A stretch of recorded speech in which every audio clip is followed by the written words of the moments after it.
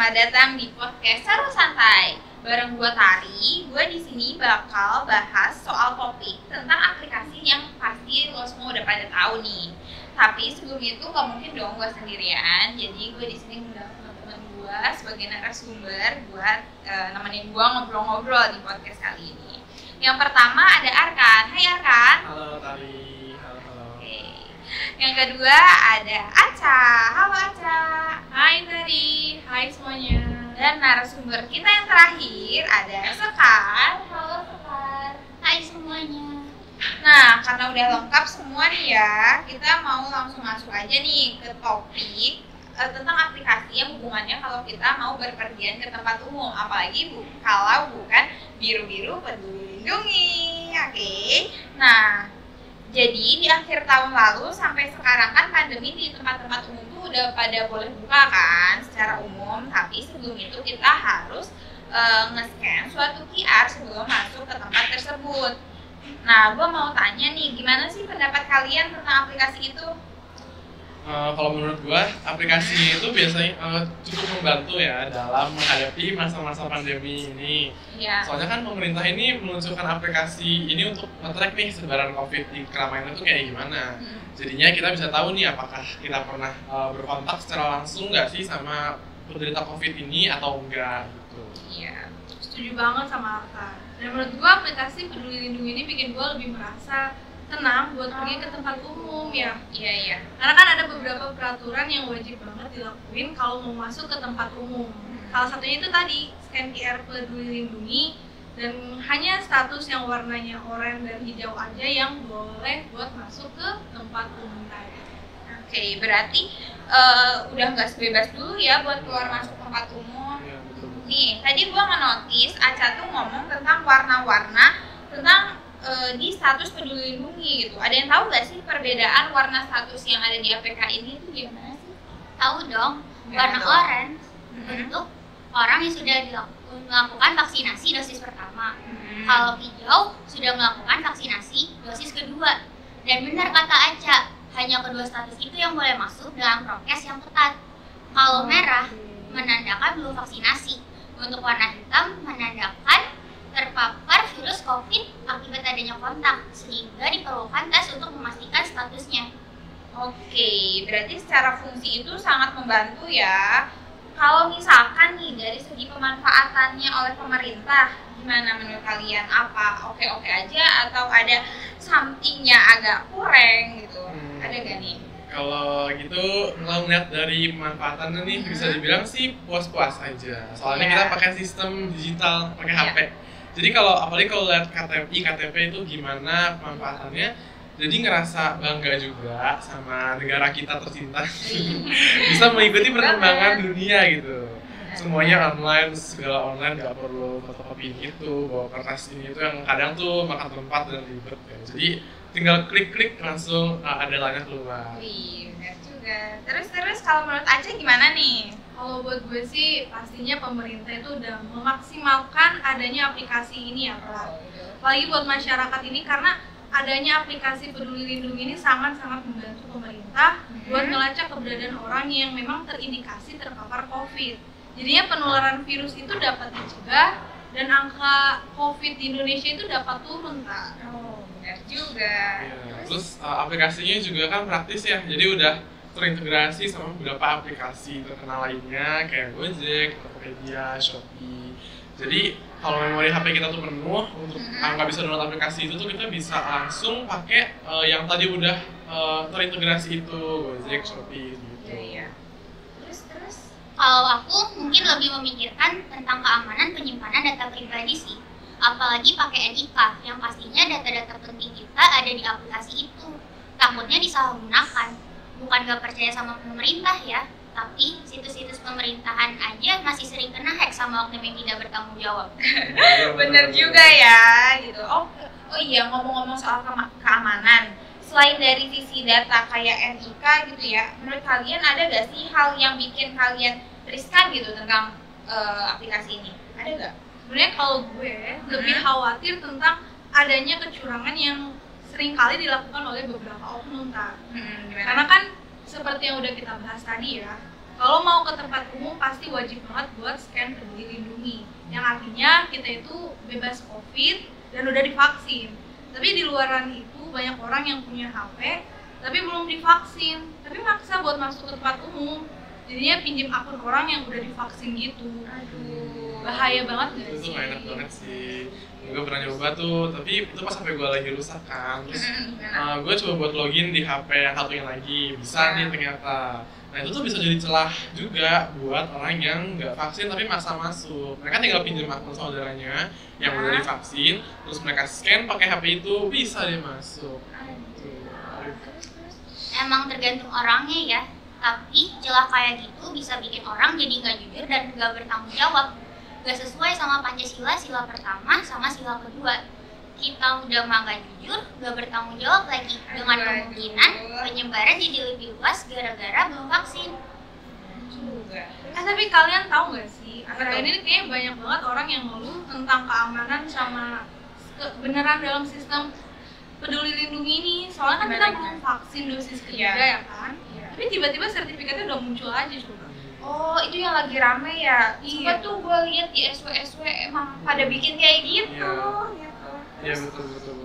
Banyak juga yang ngeluh ya tentang keamanan di situ. Soalnya pas kita cek sertifikatnya nih, data yang satu itu beneran data kita, tapi sebenarnya kita tuh belum ambil dosis 3, jadi tiba-tiba muncul aja gitu datanya. Semoga masalah yang itu cepat-cepat diklarifikasi dan ditangani sama pemerintah ya. Lumayan meresahkan soalnya, korbannya juga nggak sedikit kan ya. Iya. Dan ngerugiin kita juga, Tar. Bisa banget kan kita belum dapat dosis ketiga, tapi Iya. kalau di sistem udah ada sertifikat, kita nggak bisa ambil dosis 3 jadinya. Oh iya bener juga. Sebelum itu nih ya, gue cut dulu, maaf nih. Gue mau sharing. Jadi dulu tuh saudara gue ceritanya mau nonton bioskop kan. Nah tapi dia tuh belum vaksin. Dan di situ tuh dia minjem akun gue gitu. Gak gue kasih lah ya ngeliat keamanan gini-gininya. Nah menurut kalian ada gak sih cara lah, solusi lah gimana sih biar dia tuh gak gitu gitu. Nah, iya. Kalau gue belum ada sih, Tar. Mungkin yang lain ada kali. Coba gimana? Sama nih, belum ada ide untuk penyelesaian itu. Kalau menurut gue ya ada, tapi Apa tuh? misalkan nih di program itu kan dibatasin ya untuk Iya. satu akun, satu login, satu device gitu. Jadi kalau kayak gitu kan pasti bisa ngurangin satu masalah itu. Jadi misalkan jadi di HP yang lama itu kan belum di lockout. Terus juga setiap verifikasi itu menurut gua pakai aja kode selain dari SMS, misalkan kode khusus dari vaksinasi terakhir gitu di kartunya, di kartu vaksin itu kodenya apa. Jadi emang ribet sih, tapi mungkin bisa buat menambal celah-celah tersebut gitu. Wah bener juga, dan sisanya tuh ya balik lagi ke kitanya gak sih, kita harus bisa lebih bertanggung jawab buat make si aplikasi Peduli Lindungi ini gitu kan. Ya, betul sekali, betul. Oke, ini pembahasan terakhir ya buat episode kali ini gitu. Menurut kalian gimana nih pemerataannya, fair gak sih buat masyarakat gitu? Enggak deh, Kak. Soalnya kan kebijakan pemerintah untuk masa-masa sekarang harus punya Peduli Lindungi. Kalau mau kemana-mana, sedangkan gak semua orang punya HP yang memadai untuk scan aplikasi Peduli Lindungi. Iya, betul. Terus menurut gue juga ya, syaratnya itu kan harus punya aplikasi itu kalau mau masuk kemana-mana ya kan? Iya. Nah itu cukup memberatin sih buat orang-orang tertentu yang mungkin emang nggak punya handphone. Benar. Iya. Tapi orang yang punya HP juga belum tentu bisa pakai, tahu.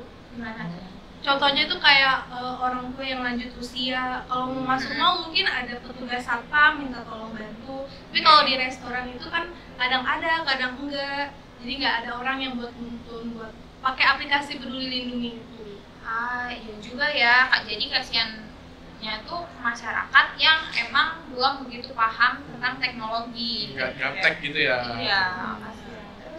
Terus apalagi di basement mall juga kadang kan sinyalnya seadanya ya. Benar. Betul. Itu bisa jadi gangguan buat kita masuk ke mall. Soalnya kan perlu sinyal untuk nge-scan. Iya. Kalau masalah yang orang tua tadi ya yang gaptek itu tadi nggak tahu cara pakainya tuh, Iya. harusnya tuh ada sosialisasi gitu, lebih lanjut tentang cara pakainya gimana sih Ada dari ide gak pemerintah. sih sosialisasinya gimana? kayak gimana ya, misalkan dari iklan kah atau dari TV, Facebook atau mungkin kan biasanya orang tua tuh kayak suka sebar-sebar apa sih WA gitu ya, nah itu bisa tuh dari situ ya broadcast WA daripada nyebar hoax iya yang betul, nggak hoax jelas kan kan. ya udahlah ya. Terus kalau misalkan edukatif kan bagus jadinya ya, mereka sering menyebarkan kayak gitu-gitu. Bener dong kata Akan, dan itu pasti ngebantu orang yang nggak paham buat cara pakainya. Aplikasi ini kan udah kita pakai kapan? Tahun 2021 ya.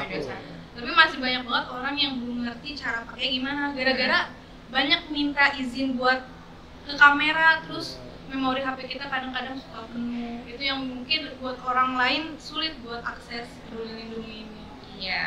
Iya ya, apa sih itu emang agak bikin ribet sih jujur ya. Kita soalnya lu setiap mau nge-scan ya, bayangin lu harus men-set izin gitu ya, harus kayak klik kamera langsung ada pengizinan gitu kan ya. Itu tapi tetap ada positifnya dong, jadi data kita nggak bisa keakses atau nggak kameranya nih nggak bisa dipakai secara bebas sama si aplikasi gitu kan. Macam-macam. Iya. Benar, sebagai pelindung privasi kita juga sih.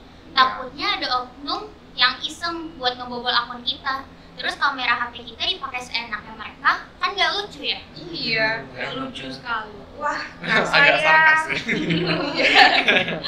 Wah gak kerasa nih, bahasan kita udah cukup banyak. Gua mau simpulin ya tentang obrolan kita hari ini.